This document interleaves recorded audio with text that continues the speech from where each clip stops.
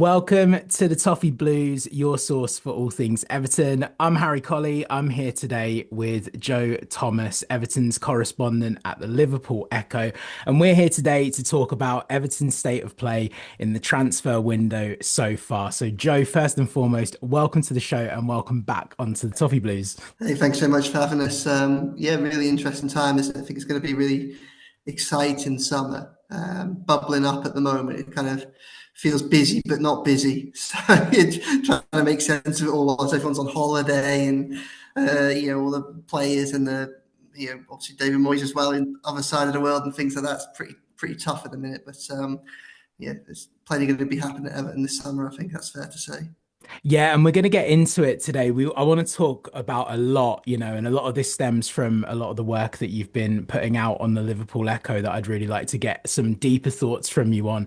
But can we start at the beginning? Because I feel like sometimes it's that thing, isn't it? Before you buy something new, you sometimes have to get rid of the old stuff. And with Everton's case this summer, it's very much at least understanding what's leaving before understanding who we've got to replace. And, at the time of recording this video, we know that Ashley Young, Asmir Begovic, Abdoulaye Doucouré, João Virginia are all leaving. There's question marks over Dominic Calvert-Lewin and Michael Keane still. So with them still reportedly in talks with the club, what are your thoughts on those two particular and their current situation with Everton Football Club? Yeah, well, it's really interesting. So obviously, first they've got to make sense of what they have to start July with. And I think the reality is that as we're speaking, they still don't 100% know. We know which players are leaving. The ones that you've just said, obviously, all the loanees have returned to their parent clubs or will return to their parent clubs, with the exception of Carlos Alcaraz, the big piece of business in the summer so far. The other players you haven't mentioned there, Mason Holgate will leave. Neil Maupay's departure was essentially confirmed 12 months ago when he left for Marseille. There was an obligation to buy, so there was never any chance of him returning to the club. But yeah, there's the four outstanding contract issues. You've got Seamus Coleman, Idrissa Gueye, Dominic Calvert-Lewin, and Michael Keane. And it's really fascinating because I think that with Seamus Coleman, there was never any doubt that he was going to be offered the chance to stay. Yeah. How he stays kind of on his terms.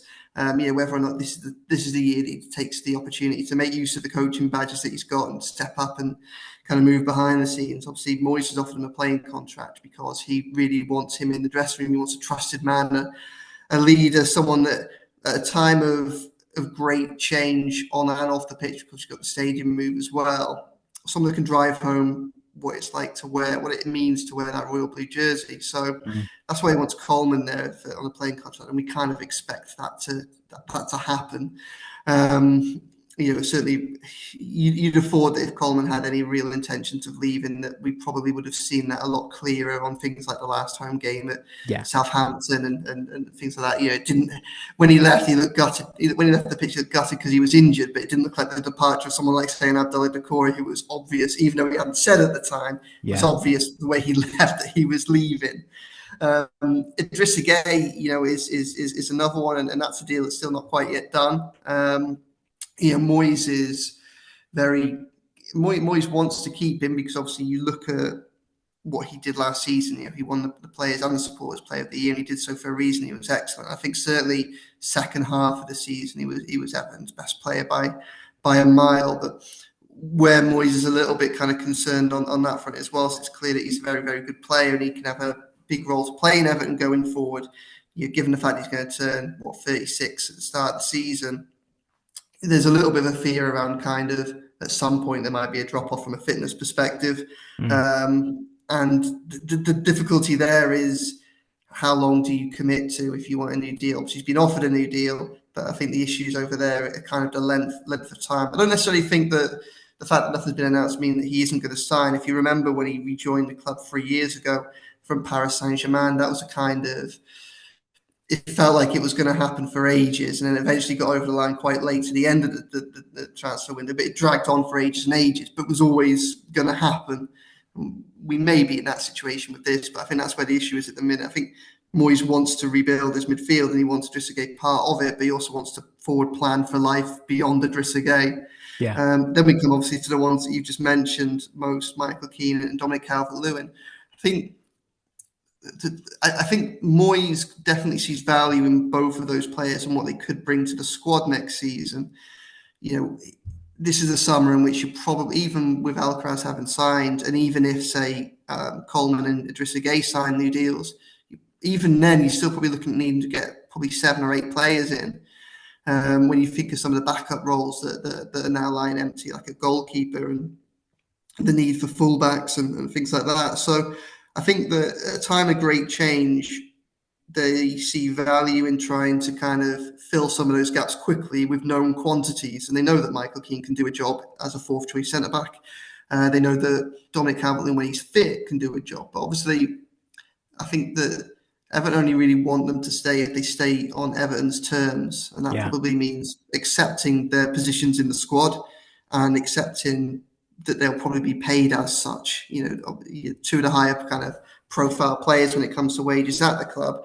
And I think going forward, Everton certainly want to be leaner. They don't want to be handing out big contracts to players that might not be that prominent in the team. And that's kind of the difficulty in where they're at the moment. I think that certainly with Michael Keane, I know he's got interest from elsewhere. And if you're Michael Keane, you're sitting there and you're thinking, well, I might have quite liked it at Everton over recent years, but do I want to be do I want to be sat there behind O'Brien, Tarkowski, Branthwaite when I can maybe go to one of the newly promoted sides and maybe be starting every game? That's the difficulty. So I think they're still in contact with those players. Obviously, we're a week and a half away from their contracts ending. So I mean, it's getting really tight. And I think that probably the fact that things haven't progressed tells us a lot.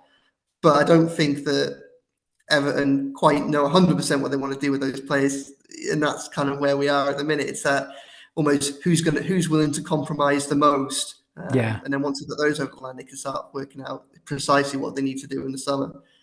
Joe, I think you said a point there, a lot of great points, but one point that I want to pick up on is you said about regardless of whether these players stay, Everton are probably looking at needing 7 or 8 more bodies, given that I think you wrote in your Yeah, article recently going into July, we'd have 15 recognised senior players in the squads. that's 15 if Coleman and Coleman and Gay sign. Yeah, so we know that the task was mammoth. The writing's been on the wall here for a long time, almost before Moyes came back to the club. I just wonder, given historically how, and we know a lot of that in recent years, by the way, has been because of the PSR and the financial restrictions on the club, but we know that historically the club are not the fastest at getting Mm. transfers sorted, and we're seeing, and we've talked on it there about that there's some issues lingering with player contracts. How confident should Evertonians be that Everton, we know we need 7 or 8 players, but how confident can we be that the club can get 7 or 8 players in before the window closes? Yeah, well, it's going to be tough, and it's not just getting the bodies in, is it? It's getting the right players in. I think they can be confident that some forward planning has taken place. Obviously, these are issues that have been known about for a long time, and obviously, Moyes is front and centre of the recruitment side of things. He's been there since January, so he would have been looking ahead to this probably from the spring at the latest, really, because it very quickly became clear that although he didn't want to admit it publicly, that Everton were going to be safe after the kind of form that he inspired. And obviously, Angus Kinnear was lined up very early on as well, and so was kind of Nick Hammond as well. So I mean, I think we'd be probably naive if we thought that no thought had been put into this. Mm. One of the issues is obviously the fact that Everton are still kind of piecing together their behind the scenes team and their recruitment team and getting everyone in place. But I think a degree of forward planning would have gone into it, and also I think that we can have confidence that the finances will be in place. I think that um, whether we probably won't see that much business before the end of June because of PSR. I think Everton, the belief of the club is that they'll be fine this year, but I mean, it'll no doubt be tight because of the legacy of recent years. A lot of that kind of eases up once you get to July the 1st in the new financial year. The way the PSR works is a 3-year rolling calculation. And the problem for Everton is currently the 3rd year in the cycle, which just drops off when you start adding up next year. So So from a regulatory perspective, Everton will have a lot more money to spend, and probably from a financial perspective, they will as well because they have stability. They're no longer kind of working out how the light's going to be kept on month to month like they probably were this time last summer. Now they've got the Freegans who have resources, are probably going to want to make them available. It wouldn't make much sense if they didn't want to. Yeah. So they kind of have the financial stability and the regulatory capacity to spend money. And I think Moyes isn't daft. He will know what needs to be done, and the likes of him and some of the others come in with kind of pretty thick contact books. So they will probably have to. Will it be a case of Everton getting 8 first-team players or 8 perfect players for the squad? Probably not. There will have to be compromises made in some areas. They will obviously utilise the loan market, and they'll probably look at a fair few of the free agents as well. But I think that we can be confident that progress will be made with the squad. How much progress, we'll probably have to wait and see. One area that I want to talk on, and we could talk about every position on the pitch, and we just wouldn't have time in this chat today. But one area that I am keen to focus on is the goalkeeping position. And the Yeah. reason that I want to touch on that with you is there's a couple of reasons. Number one is I think it's very hard, isn't it, to find a backup goalkeeper when you've got England's number one as your goalkeeper. And we know that we're very lucky to have Jordan Pickford in our squad. But we've seen obviously Asmir Begovic, João Virginia are both moving on this summer. Even at a youth level, we know that Zan Lukulaban is also leaving after a number of years in kind of the development system at Everton, which sort of leaves Everton with Harry Tyra as the backup right now to Jordan Pickford. He's had a couple of really successful loan moves. So Yeah. do you think that Moyes is going to prioritize a goalkeeping position? We also know David Moyes' love for quote unquote getting the band back together. We know that Lucas Fabianski is available on a free. So what do you think the current approach is when it comes to looking at getting presumably a strong backup to Jordan Pickford? Well, they definitely need one. Yeah. there's no doubt about that. I mean, and you could make an argument say they need two. Harry Tyra's had 2 really good loan spells at Chesterfield and Blackpool. Could he step up and be the third choice? Maybe. You could probably get away with that and help his development as well. But Asmir Begovic and Virginia both kind of big losses, whilst also being, you can imagine them being players that the club would. Life's easier if you keep them, but they maybe didn't want to fight over them. Obviously, Begovic was a kind of a big figure in the dressing room, but he hasn't played very much. But he had a lot of experience, and João Virginia's been pretty competent over recent years. When he's been called upon, he's looked all right. But obviously, I think now's the time for him to try and maybe go and have a little look for first team football if he's ever going to hold down that number one spot. There's no doubt they need a backup goalkeeper, and like you say, it's a backup goalkeeper that knows they're only really going to play, and if Pickford is either injured or suspended, and that hasn't really happened over recent years. So I mean, I don't think it's going to be the type of position where they're looking to spend huge amounts of money. I don't think it's one that's going to take up a huge amount of kind of brain space as they piece together their squad. But I think they'll also know that they can't be complacent and just assume that Pickford's going to be fit and available all season. So I Yeah. think what they'll do is they'll want someone who's got first team experience and probably top flight experience. Probably in the Premier League, but not necessarily. Lucas Fabianski's there, but I mean he's one of quite a number of those players that have been those type of keepers in the last few years. I think obviously Man United have just signed up Tom Heaton for another year, but there are still a fair few out there. But I think that they definitely need someone who's got experience in the sticks at Premier League level, and there's probably 4 or 5 out there that could be. So it'll be interesting to see who they go for, but they have to. They Yeah. can't start the season with Pickford and Tyra. Let's talk about the big news story this week at the time of recording, which is Kyle Walker. And nothing says Everton transfer rumor quite like a player who seems to have won everything, and yet half the fan base don't want, and half the fan base think that we should sign. So, you recently said in your article for the Liverpool Echo that a move to bring Kyle Walker to Everton is not believed to be a priority at this stage of the summer. So, Yeah, how serious do you think those rumors are right now? yeah. I mean, I don't think that he's top of Everton's wish list at the minute, and you know, really. I mean, I would hope this they've needed a right back for a number of years, haven't they? They've needed someone to take on the Seamus Coleman mantle for a while. Obviously, they tried to with Nathan Patterson. It hasn't quite worked. I think Patterson's been unfortunate. When he has had spells in the teams, they've often been ended by injury, and the struggle has then been getting back into the side. But Mm. I think that it's pretty clear the way that Moyes played Jake O'Brien right back over him for so much of the second half of the season, and even on the last day when he started Young ahead of him, it probably looks like he doesn't quite fancy Patterson as his first choice right back.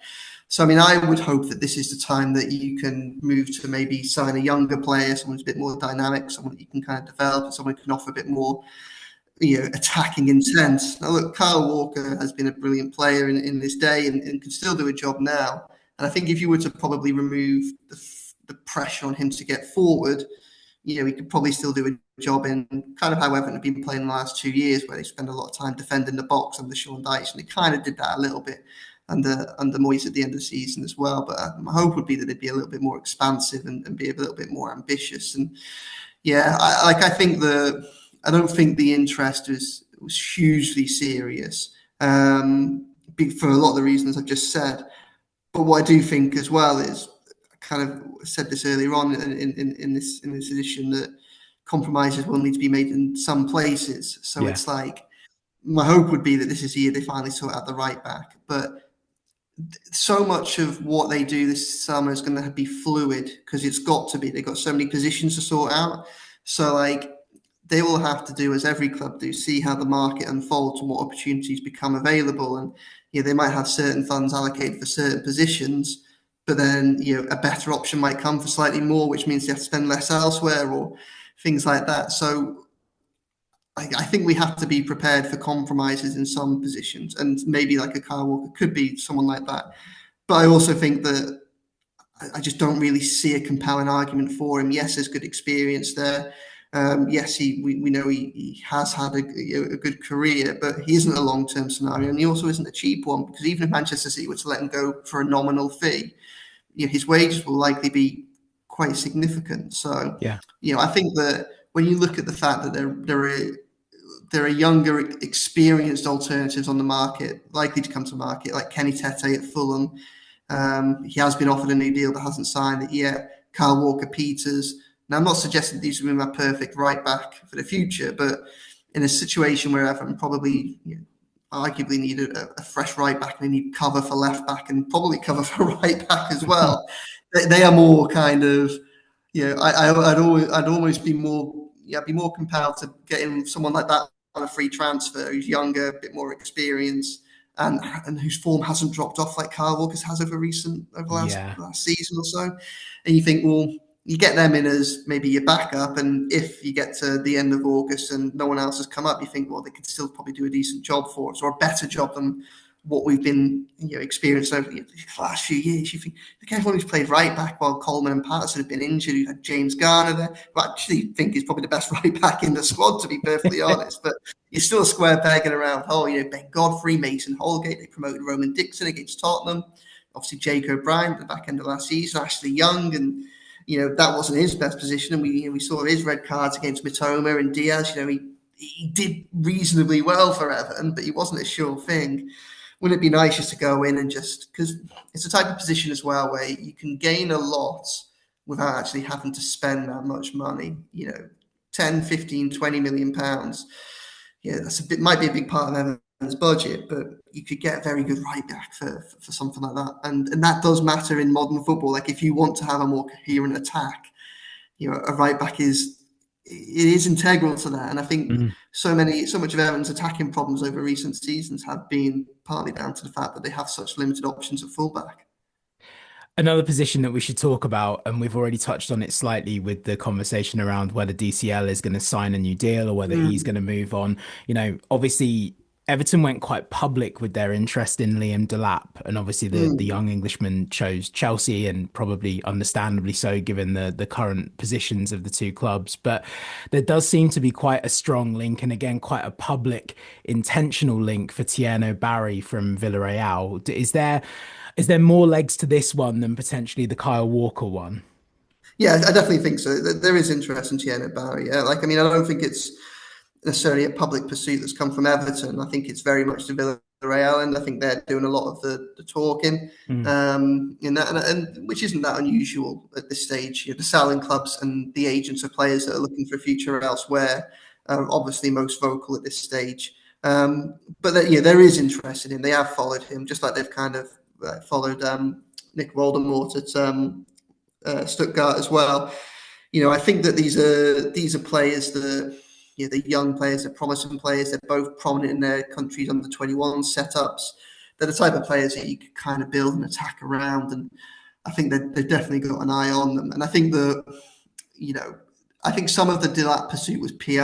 I think when you look at what David Moyes has been so effective at since he's come in, you know, he's very much got the tone of ambition right, and I think his mood is very much that Everton should be a bigger club and a better club.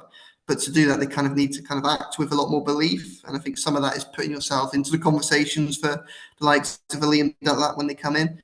But look, you know, if they were willing to spend £30 million on Liam Delap, that suggests that if the right player was to come along, they are happy to spend that kind of fee. And Gianna Barry has a, you know, contract release clause of about £34 million. However, if they were to do a deal, would be wanting to negotiate that downwards. But if in the next fortnight they come to a position where they go, yeah, actually he is what we want, then you know, I think that they would have the ability to move for him. It's just, as I say, dotting the I's, crossing the T's. Moyes likes to do a lot of due diligence on players. He thinks hard about signings.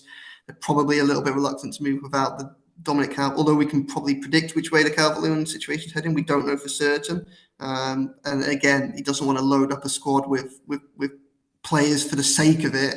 Yeah. Um, but yeah, there are more legs to those rumours than there are Kyle Walker, I think, at the moment. Was there potential, and I like the way you described the fact with the Delap deal, it was kind of almost a PR stunt or something that just had a statement of intent about it. But is there a Mm. danger like what we were under with the Mashiri money in that first kind of window we had under Mashiri, where if you nail your colours to the mast and say we can go 30 million for Liam Delap, does that then potentially open us up to being it to inflated fees like we experienced possibly with kind of, the Michael Keanes, the Jordan Pickfords when we first bought them in and we were paying a bit Yeah, more. absolutely, it does. You know, and I think that's probably. I mean, this is probably one of the reasons why Everton are being linked with so many players at the moment, and but players of all different hues. You know, on the one hand, they might be willing to spend big wages at least to, you know, bring Jack Grealish on loan to the club, or Kyle Walker. Might be willing to spend big money on Tierno Barry or something like that. Like, but then in the same respect, they mentioned to like the free agents like Vladimir Kufel and you know, you said Fabianski there. And I think the reality is that everyone can see that Everton needs to do a huge amount of business this summer. So it's an easy one to, it's an easy name to throw into the hat if you're an agent or a selling club to kind of like, if you put Everton's name out there as potentially being interested in your player, it's a bit of a free hit, really, because the Yeah. reality is they've got so much work to do. They probably have an interest. They'd probably take a look at anyone and everyone that's available because there are so many different pathways that they could end up going down this summer. And that's why it's like, say, with a Kyle Walker, you can 100% rule it out because they might get to the position where at the end of August they've solved every problem apart from right back, and then they go, well, he might be available. He might fit. You know, we might have this spare amount of money. So that's it's very difficult to kind of predict where they're going to go. So someone like my perspective at the minute, you can't really deal in certainties. Like we suspect we know which way the contract situations are going to go, but you know we don't know what offers Dominic Calvert-Lewin has had behind closed doors, for him, and how that's going to, you know, influence his thinking. Yeah. Um, and as I say, because of the knock-on effect of how much money Everton spend on which players in which position, like I say, the transfer strategy, the recruitment strategy, some could go in so many different ways that you can't rule people in and out for certain, which is tough. But yeah, I think that the fact that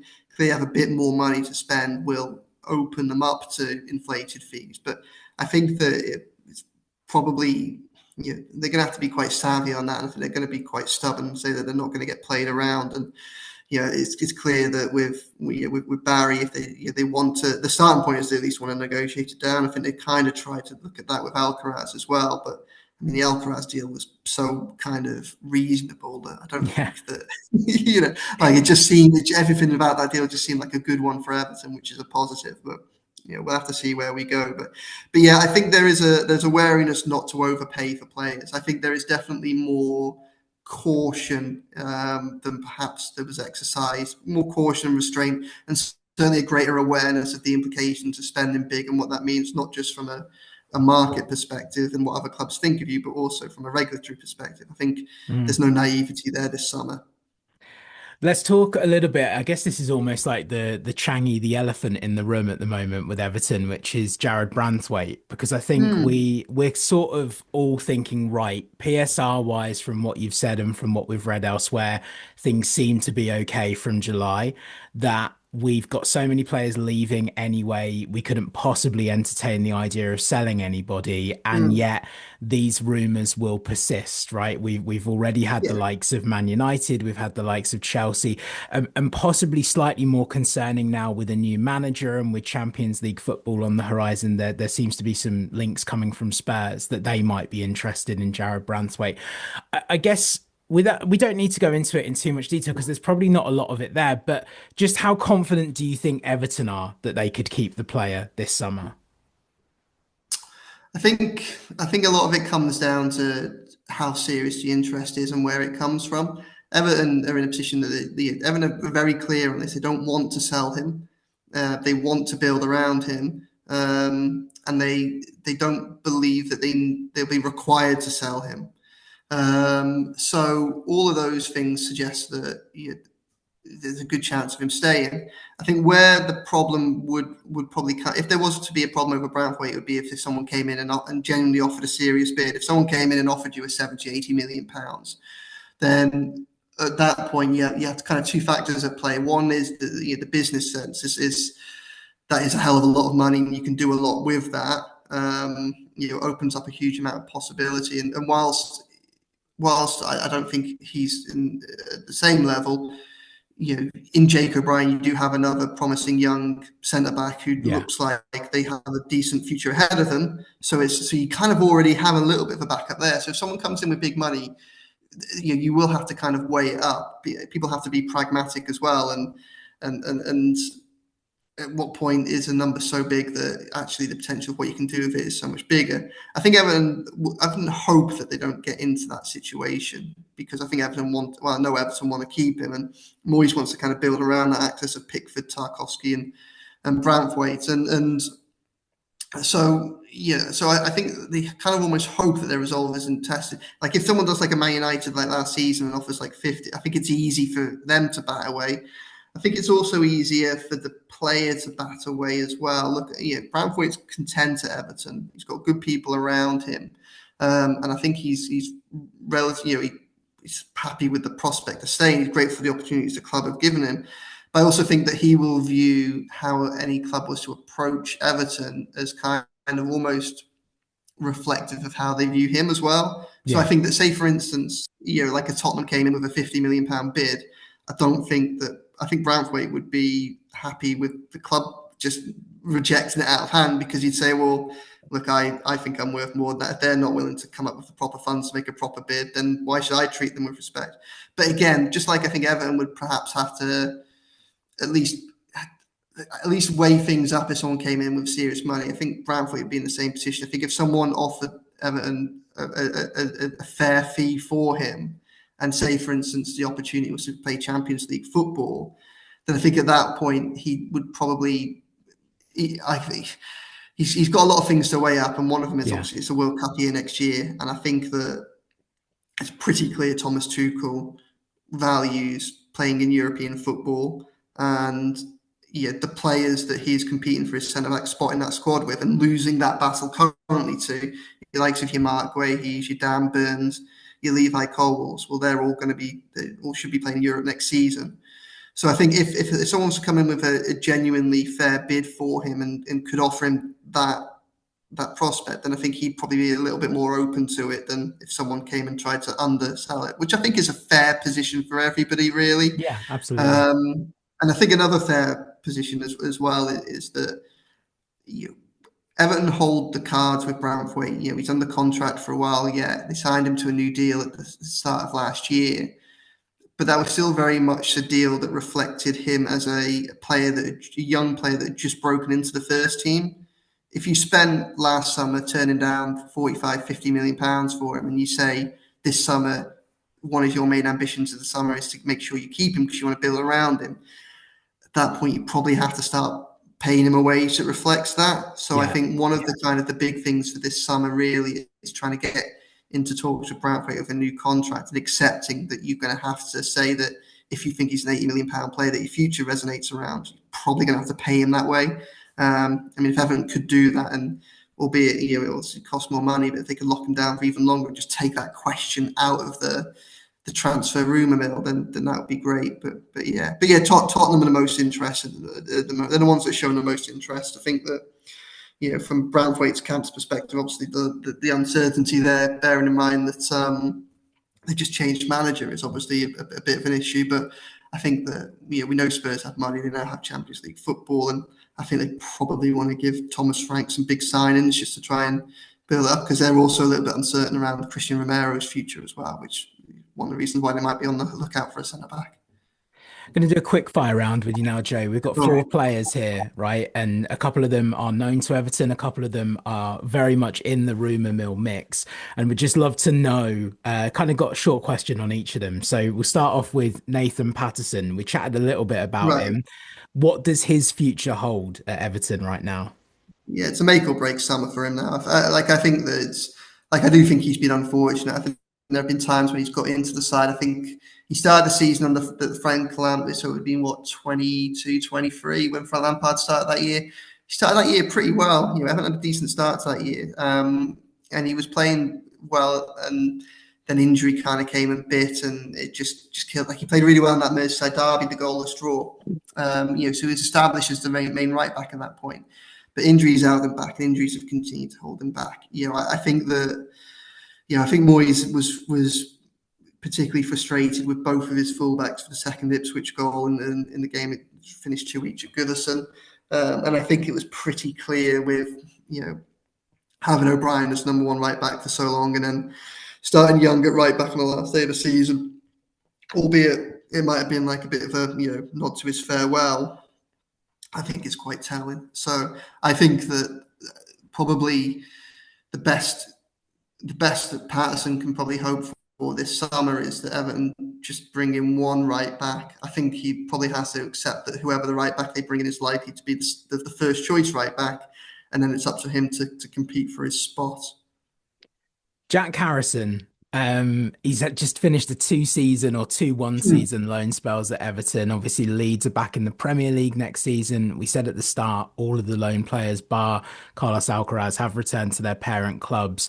Where, what is the likelihood? The question in front of me says, have we got 0% interest in him coming back? I dare say it might be slightly higher than zero. Yeah, I mean, I wouldn't say it's 0%, and I would say that David Moyes likes Jack Harrison a lot more than you would probably have concluded, given the way he struggled at the end of the season. I don't think that Harrison, again, I don't think he's a priority. But when you've got so many holes to fill, and I think that Everton probably need two right wing options. Yeah. I would like them to spend money on one and then maybe turn to the loan market on the other. He likes him as a player and as a person, and I think that he was shocked by how low his confidence was when he found him, and when he came into Everton in January. And I think a lot of the last 6 months was very much building him back up, and I think we saw glimpses of a better Jack Harrison. But ultimately, what Moyes wants is goals and assists from his wide players and from his attacking midfielders. Harrison hasn't been able to do that this season. And also, I kind of am in the camp that I think Harrison's better positions on the left, Mm. which is probably one of the few areas where Everton have stacked with options, because you could have Ndiaye, McNeil there. I mean, I didn't think he was that. I think he was out of position there, but Alcaraz there potentially.